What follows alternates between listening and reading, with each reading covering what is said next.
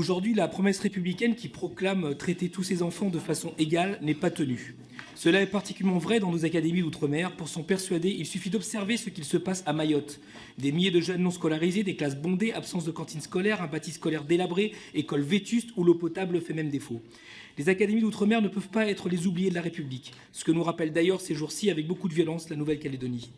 Notre commission est appelée à traiter des affaires éducatives. C'est donc justement sous cet angle que nous sommes appelés à légiférer pour réduire les inégalités entre les ultramarins et l'Hexagone.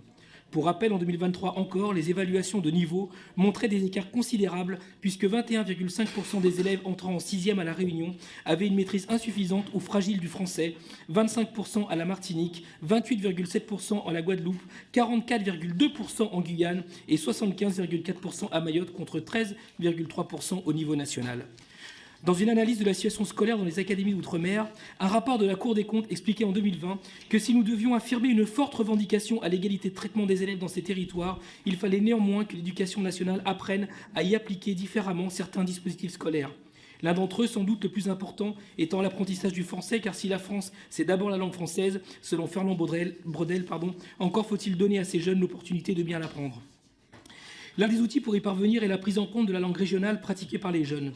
Il y a plus de 10 ans maintenant, la loi pour la refondation de l'école de la République a d'ailleurs inscrit la possibilité du recours à ces langues pour l'acquisition du socle commun de connaissances, de compétences et de culture.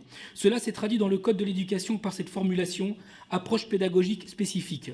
Il s'agit aujourd'hui de préciser quel type de pratique, en l'occurrence l'apprentissage des langues régionales, car il est aujourd'hui démontré que la bonne maîtrise de la langue première constitue un point d'appui pour l'apprentissage d'une langue seconde, ici le français.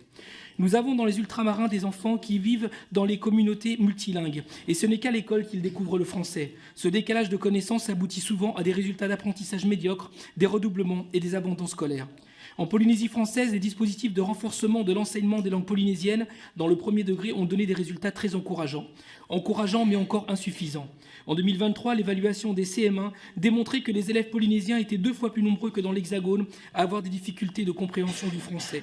Parce que pour que tout cela fonctionne, l'apprentissage d'une langue régionale ne suffira pas. Il est tout aussi important de mettre l'accent sur la formation des enseignants ou encore sur la production de matériel didactique.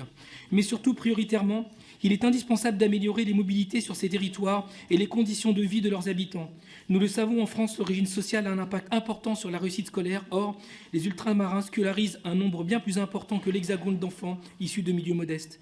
Pour conclure, et alors que la question européenne est d'une brûlante actualité, je voudrais rappeler sa devise « Unis dans la diversité ». En France comme en Europe, nous sommes unis par, pour et grâce à nos différences, y compris linguistiques. Je vous remercie. Merci.